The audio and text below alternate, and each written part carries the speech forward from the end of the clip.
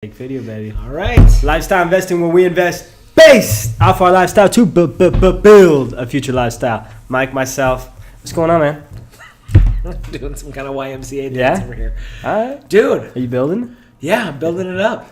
Fire. Right. Fire, yeah, man. I know. Breaking through walls. It's good to be here. We just got hyped up, guys. So I think we're still rolling on that. I know. We're still on that high level. Bam! Dude, it's real. I know it is real. I know. I was like, burnt. No, I'm up here. Are you? Yeah, I was feeling just a little meh, just about the day and traffic and whatever, and getting Jordan into her room and stuff, and just kind of feeling like, oh, do I have to, Daddy? Well, advice for everyone then. If you're feeling down, maybe just like sit yourself down. Dude, 15 seconds. 15 seconds. Kind of visualize. Yeah. Maybe yell out some things that you want in life, some affirmations. Right. Like some prayers, however you want to do it. Like get that psychological point of view rolling. Right. Yeah. Because dude, I've been gunning it since 5 a.m. and now it's 8:30. I'm right with you. Where I'm like, I'm a little tired. Just got to the gym. Like it's 8:30. Is it 8:30? Oh my god. It's already 8:30. I got like a 45-minute drive home, so it's like, oh my god. But now I'm just like pumped up. Boom. Yeah, and humans are the only creature that we know of that can see things as they are and see things better than they are. Wow. Yeah. So we can look at something and say, okay, we see it right now, but we can see how we want to make it better. Huh. Yeah, it's a funny thing. Like a geese has to fly south for the winter, no matter what. No matter if they get some information that says east is better. They have to do it. We don't have to. So we can control our own path. Yeah. There we go, guys. Yeah. Yeah. See, so I feel like it's like 8:30 a.m. That's right. You know what I'm saying? Good morning. Good morning. And I'm ready for another 15-hour day, baby. I know, so right? Let's roll. Dude, yes. All right, so there's big stuff going on. Yes. There's stuff going on in the market that by the time you see this video is probably going to be completely different, but we're going to talk about it anyway. Yeah. Because we need to prove to you that these scary things that happen in the market don't last. And we're also going to talk about Vernie's deal, but I'll just get the market stuff out of the way here because it's exciting to me and interesting that a bear market is what people are afraid of. We've been in the bull market now for about 9 years, which means the market keeps increasing. A bear market's what everybody is afraid of. Those happen maybe once every 5 or 10 years. Those are 30% decrease or more, 30 to 40%, and they last about a year. Every year we see a correction, which what probably is happening right now. And today is October 24th, 2018. The market's down a little bit. We had a couple down days, down, up, down kind of thing. Yep. And the corrections happen every year, just like winter. The corrections happen. And they're usually about 15%, 10 to 15%. So, I mean, there's so many stats that show if you take your money out of the market, you're going to lose. Basically, in the last 20 years, the market on average has been up like 8% per year, something like that. Mm-hmm. If you took your money out, if you missed the top 20 trading days of those last 20 years, you only made an average of 4%. If you missed the top 40, you lost 2%. That's how important these days are. So timing the market is not a powerful long-term strategy because what that means is if you're after a big dip in the market comes a big rise. Yep. So if you take your money out, you're going to miss that big comeback. So just hear this. We'll check on this when this finally gets published. Leave your comments down below. Let us know what's going on in the market in your world. And just remember, long term, you're always going to win because you're battling inflation. The only way you can lose is if you keep your money in cash because your dollar is worth less every single year. So that's what I want to say about the market. Here's another funny thing that happened to me that I realized because I got out of a couple investments that were cannabis related. I had an ethical issue in the beginning with it because I don't really support the weed lifestyle. So I went up with my total investments a little bit over 20%, which I was pretty proud of, and it happened pretty quickly. And then I got greedy. I had some good intel, both like internally of just saying sell it and information in the market, and I held on, and I basically lost that whole 20%. And here's what it cost me: a bunch of stress because I was worried about it, checking it all the time, worried. But I gained a valuable lesson in life.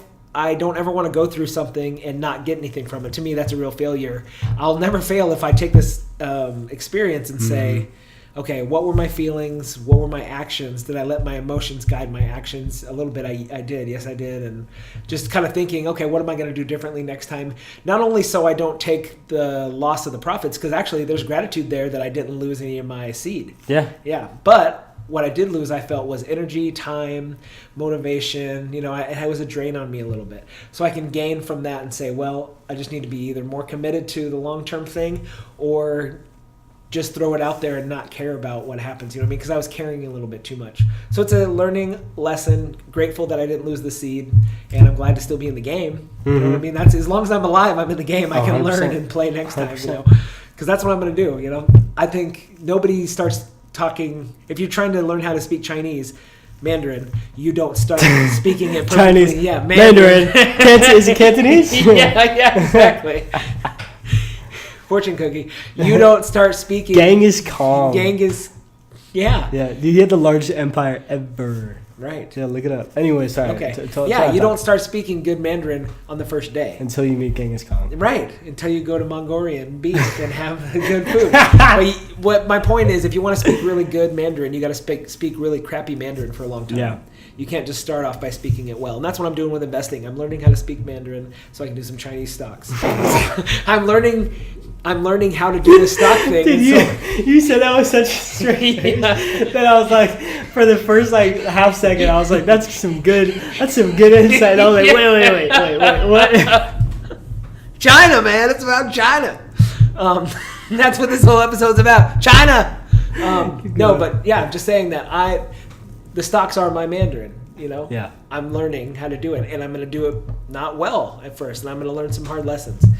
And nobody's an expert in this, but I just want to have enough experience so I can stay away from the bad investments and just have some wisdom, and I'm learning that. Pain's a good teacher, unfortunately. For sure. Yeah. For sure. That's how I learn. As long as you listen. Yeah, that's right. How many times do you have to get hit in the face? Yeah. So cool. Boom. I like that. Now we're talking about this deal. Yeah. This deal that we used our networking skills and found out some information. Yes. Because it was on Zillow. I called the agent, found out information that gave us more info. I know. Yeah. And so that's a lesson. Use all the resources you can to find information about the deals you're going to do. 100%. Yeah. 100%. And then tell me more. Tell me the story. Yeah. So quick background. The last 3, 4, 5 months, I've been looking at deals that I could do a subdivision on. Okay. Because right now the market's just too much where you can't just buy a single family, even like a broken down single family, fix it up and start renting it out, because it's just going to be just a bad ROI. So what I've been looking at is just more unique things. Somewhere you can cut the property in half or more. Exactly. And build other houses on there, or sell it to a builder, sell that with the plans or something. Exactly, yeah. And they're usually cases where because of course, if it's a really good deal, then these developers and investors are going to buy them right off the bat. They're more like deals where it's going to be a long-term play. 5-10 years. Exactly. Yeah, and that's a good point that I forget that. So say if you have the vision and the goal to become an investor, you start by doing the rent and flip or whatever you're going to do, doing the long-term plan. And then eventually you're at the point where you have people working for you and you've got so many feelers out there that you're the first one to pick up the deal. Yeah. So that is somewhere down the line where you are going to want to be that. And that even one of the reasons why we started doing this show is so that we can put our ear to the ground, and hear what's coming. So exactly, 100%. But you're getting in the game to the next level. You haven't done this part of it before. I haven't. Yeah, it's exciting. I know it is. Growing. I want to be growing till the day I die. I want to be learning something. There's no other way new. to live. I know, dude. There's no other way to live. Yeah. So that I came across, again, the last 3, 4, 5 months, I've been throwing out offers here and there. Yeah. Been checking out a lot of properties, stuff like that, and then finally this one came out. I saw it last Sunday. Yeah, Sunday. Okay. So today's Wednesday. Or saw it Saturday. Went out there Sunday with my buddy and my agent. Yeah. Mike was generous enough to make a phone call and get some extra intel as well. So that was super helpful. And it's cool because it's very interesting. So it's a 4-acre lot. There's 2 houses on it. Right. The second house is considered a guest house. Yeah, like guest house, mother-in-law. ADU. Yeah, ADU kind of style. But it's really nice because especially if you're ever looking at a property that has 2 houses on it, some things that you want to have is that it's already subdivided, or it's already divided in the sense of not the land, but the actual like PSE account, the sewer, things like nice. that. Because then if you want to rent it out, you don't deal with any of those issues of like splitting the account. And then also, if you ever do want to subdivide, and you're able to subdivide those two houses like down the road, like you don't have to do that extra cost. Plus, what I remember from the banking guidelines for using income on a property, you can use income on it if it has additional utility hookup. Well, there we go. Yeah. Otherwise, you wouldn't be able to really count. Say if somebody was renting it out and it didn't have its own, you wouldn't have been able to claim it as income on a tax return. That's from my memory. I don't know if the guidelines have changed, but does that sound familiar? I'm not too sure. Okay. I'm not too sure. I'm pretty sure about that. Yeah. But it would make sense. Yeah. Yeah. That's why duplex you usually can, because they have separate hookups. There we go. Yeah. So anyways, if you ever see a unique thing like that, I'll always check that out. The other thing, and having a good agent, I just want to take a second because he's done a ton of work with the city and just. Oh yeah. So and that's another thing that I want to add, especially as I'm looking at these deals to do subdividing, like my agent, who's also a really close friend of mine. We've had him on the show before. Yeah, we have him on the show. Cool G. Yeah, exactly. Yeah. So he's done some subdivisions, and he's actually doing some new construction right now. And so every time, whenever I've been looking at these properties, he's either himself gone to the city to ask if it could be subdivided, if there's wetland, things like that, or he's had one of his guys go out there well, and then like check it himself, and then even just like going with him, like he has an idea saying like, oh yeah, this is probably wetland, we should check it, this is gonna be the buffer, this is the zoning right now, this is kind of like the possibilities. And so like just that knowledge alone is like super helpful. And you might not even know to ask your real estate agent to do that, or to even look for an agent that could do that. So, I mean, that's a super bonus. Oh, 100%. Yeah. 100%. I mean, it's just great, too, to learn it this early in the game. Yeah. To say, because if you'd kind of be a little bit in the dark. Or at least having to go and do that. And you might not even know that you had to do that. Yeah. Yeah. Well, I would say, 2 years ago, I would have no idea that you can just go to the city and like ask for plans and stuff like that. No idea. Yeah. Absolutely no idea. And at that point, I had a couple properties and stuff like that. Yeah. I had no idea at all. I thought there was like I thought you just had to buy the property and then submit for an application and then figure it out from there. But really, you can go to the city and get a lot of information already. Yeah, because they make money on the permits, so they want to take it. It's part of their revenue. Exactly. Okay, so that's cool, and it's about developing their community too. Mm-hmm. If you're adding more houses or doing something cool, Oh, exactly. They want to do that. Yeah. 100%. Yeah. 100%. And so, and then some extra side is. If you're looking at these like subdivisions and stuff like that, notice too that like zoning's gonna be changing. So like what it's gonna be in 10 years is always gonna be changing. So like current. Do you have any examples of that? Yeah. So like in Seattle right now, there's places in Seattle where since there's so much influx of population that they're changing some of the residential zoning to more like multi-unit. Okay, yeah, that's right. Remember how Jan was talking about that? You can see that on one of the videos about that. And then also my neighborhood in the 90s, it was like the Land Use Act came out. And so they changed it to where, because my neighborhood, the houses are super close together. My neighbor's really close. Yeah. That's in a result to a change in zoning. Basically, and it was even required if you're going to build within this many miles of a major metropolitan area, Seattle or Tacoma, you had to, if you were submitting plans for a new development, had to put this many houses on this much land. And because it's a rambler, they're pretty tight. I mean, there's a bunch of ramblers on this lot and some bigger 2-stories. So it has to do with zoning. Because back in the day, there maybe would have been 2/3 of the houses that there are right now. So yeah, zoning definitely does change. Interesting. Yeah. So so especially if you're gonna buy something like with land in an area where it's pretty rural, right? It's pretty rural right now. So they're going to be a lot more strict. They're not going to let a lot of stuff. That makes sense. Yeah, but think about it. But like in 10 years or so, in 15 Black years, Diamond, Bonnie Lake, exactly. Graham, all that stuff. Yeah, right now where people still have horse pastures or whatever, that's going to go away because it has to. We're too close to Seattle. Too close to Tacoma. Yeah. Yeah. And especially with this property, it's right by Kent Meridian, so it's a high school, like literally 5-minute walking distance. Yeah. So then there's going to have to be a lot of houses that just start accumulating around there. Dude, and it's like 5 minutes from interstate.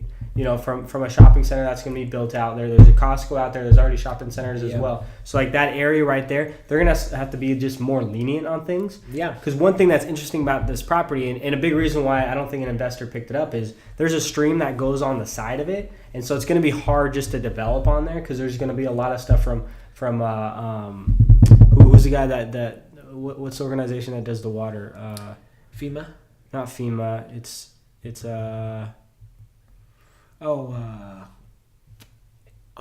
Anyways, whenever Ecology or... yeah, ecology. Okay. Yeah. The Department of Ecology will come in there and they'd be like, no, you need to be, like 10 meters away from the stream or this or that before you can do anything. So because of erosion or the foundation might fall out or something. Exactly, and then it goes in the stream and then pollutes the water and stuff like that. So right now, they're going to be pretty strict on it, but then in 10, 15 years, they're going to be a lot more lenient where it costs me a lot less to develop them, and then I'd be able to develop more houses. And especially, where's that stream coming from?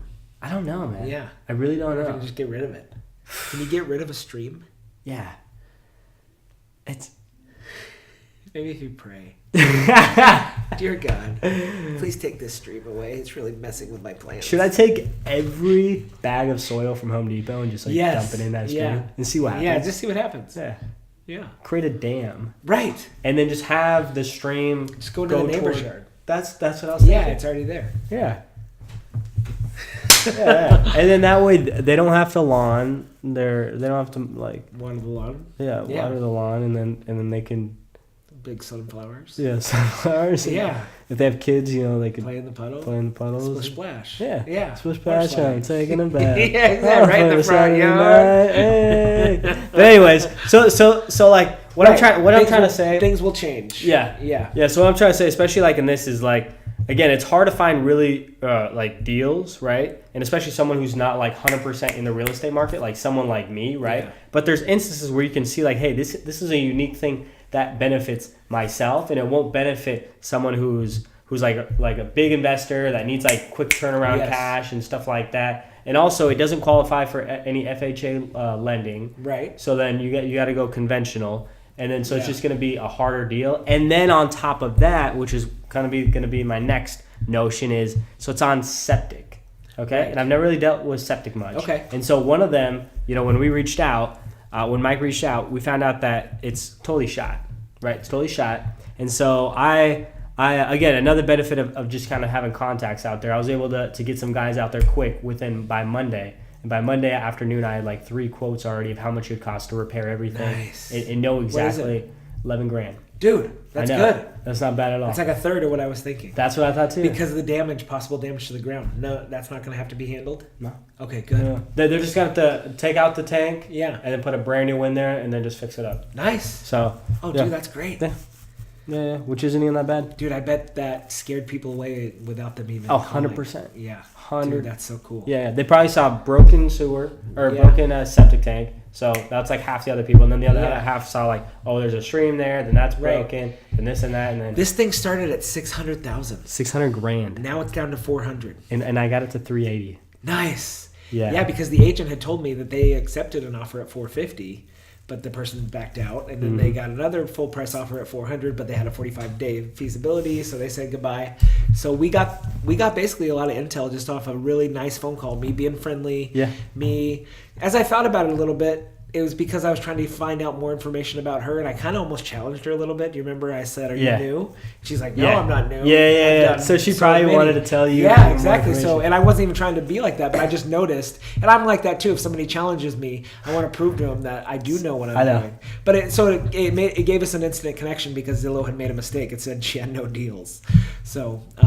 If you're watching this, I appreciate you, and I really hope this deal closes because you get paid. So. He gets an investment. The seller makes out with it because it's an estate sale. They're just trying to get rid of it. Mm-hmm. That's one thing that I'm really starting to appreciate about my job as a loan officer is that I get to impact multiple families. And I've been seeing it. Like this summer I had families who had been told by lenders you're not going to get to do it. And they're living, 2 kids in an apartment complex, just tight quarters. People are not having their space. And dude, life is hectic if you're trying to fit 4 people in a little apartment. Yeah. And I get a house with a yard, let the dog run outside. 100%. Yeah, dude, it's cool. 100%. It's really a cool thing. Yeah. And a couple other things for advice too, because the last 2, this one and then a week ago or a week and a half ago, I was negotiating for one as well that I put an offer with. Yeah. And they were both estate ones. Okay. And so what I've realized with estate ones is the more you can reaffirm that you can close and you're serious about this,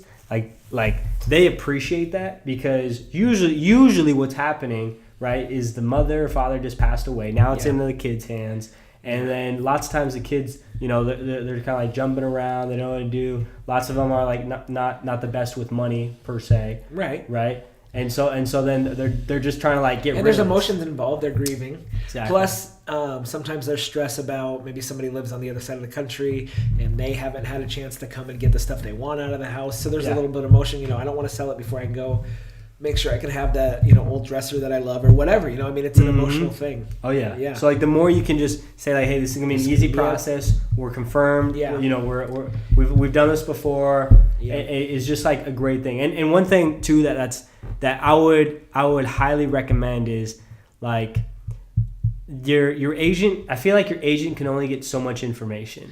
Yeah, right. Because there's kind of an adversarial relationship there. Yeah, and I feel like when an agent calls another agent, just right off the bat, they kind of like put their game face on too. Yeah, they do. Yeah, you know what I'm saying? There's like everything that comes out of their mouth, they're like, you know what I'm saying? Right. Like I feel like there's a lot, but then with a loan officer, I feel like they're gonna be a lot more open to it, and so like they were open with you. Yeah. She gave me all the stuff that I could possibly need to know. Yeah, exactly. Yeah, because she doesn't want to waste my time. Exactly. Yeah. And then I had my loan officer who's gonna be working the deal reach out and like reconfirm too. And the guy basically told her too, saying like, hey, at $380,000, like I'm pretty sure they're gonna sign. Nice. Like just straight up tell her that. That's awesome. You know what I'm saying? Yeah. Unless there's some like crazy whirlwind that happens at the last second. Yeah. And then it's a good thing too, because then like you should have your loan officer like reach out to the agent, just to make your offer better. Yeah. Just to be like, hey, look, I checked his records, this and that. Yeah. Like, I've seen the property. Like, I'm dealing with myself. Get that human connection. Get that rapport and say, like, I'm going to close. Yep, that's exactly it, because they want to know that you're not going to be an a-hole the whole time in the transaction. Yeah. So if I can call the listing agent, I've had so much success with that. Just like, hey, just want to talk to you about the buyer. They submitted an offer, and they're like, usually, I saw that. And I'm like, yeah, their daughter really loves it or whatever. Make it as personal as I can. That way the agent will tell the sellers, hey, I talked to the loan officer, Mike. Seems like he's going to be an easy guy to work with. The buyers seem awesome. He told me their credit's good, their income's good. Because there's so many moving parts. And if an agent is worth their salt, they've been through enough deals where stuff has gone wrong at the last minute. Yep. And so a good agent knows how to figure out as soon as possible, is this a real deal?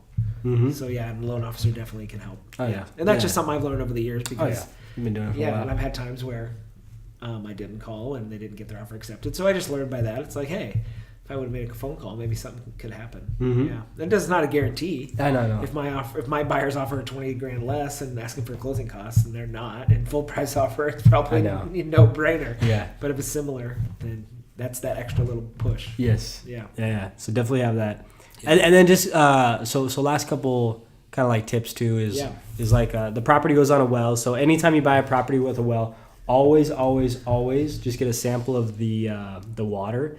Bring it in, and then the Department of Ecology can check it out. Usually, I had to call around to a bunch of different places, and then they finally told me a lab that could do it for me, and it was just $25. Yeah, it was $25. I do it, or at least I buy it and give the canister to the realtor. Okay, there you go. Yeah, one thing I figured out with the VA, which is interesting, and not that too many people are going to care about this, but it has to be an uninterested third party.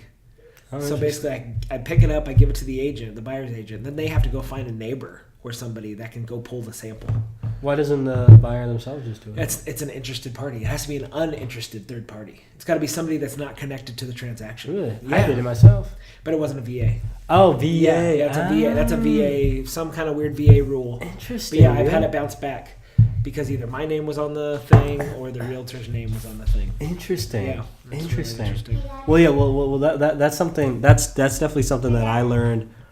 That's something that I learned back in just on Monday. That's something that I learned on Monday, which I didn't know about. Is that every time you do buy something with a well on there, you should always just do it, because it only takes 24 hours to find out the results, and it's only $25 to do it. So and so why not?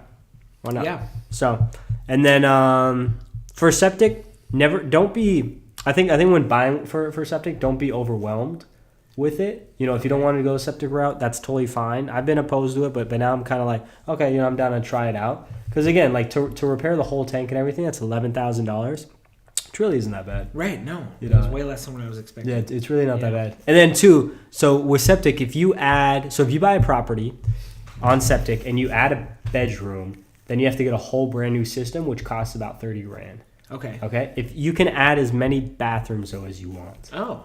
So you can add 50 bathrooms. 50? Yep. and that won't change a single thing. But if you add one bedroom, you got to change the whole system. Okay. So they do it on a bedroom instead of a bathroom. Yeah. So if that's a value add that you want to do, where you see properties like a 3-1 or something, then you want to add 2 more bathrooms in there. Yeah. Boom, you're totally fine. Okay, but if it's like a bedroom, then that's why is it 30 grand versus 11?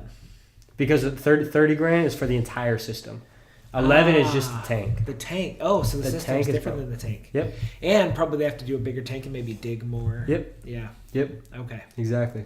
Interesting. So, yeah, I think that's I think that's it. Yeah. Next time we do a show, I'll let you know. We'll have a guest, and we have 2 weeks. Yeah. And we do. Yeah. Anything else you want to add?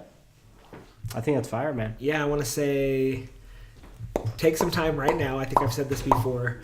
Write down 2 things that you really want to do in your life, and then under each one of them, put a plan, and then put A and B, 2 things that you're going to do right now to make that happen. It's just 2 little things, 2 things you know you can do that are going to hit for your big goal.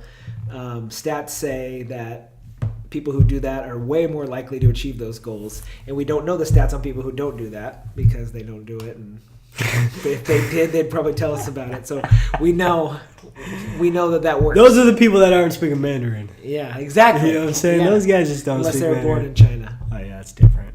But then they could speak Cantonese. Arigato. That's Japanese. Shishini. Sayonara.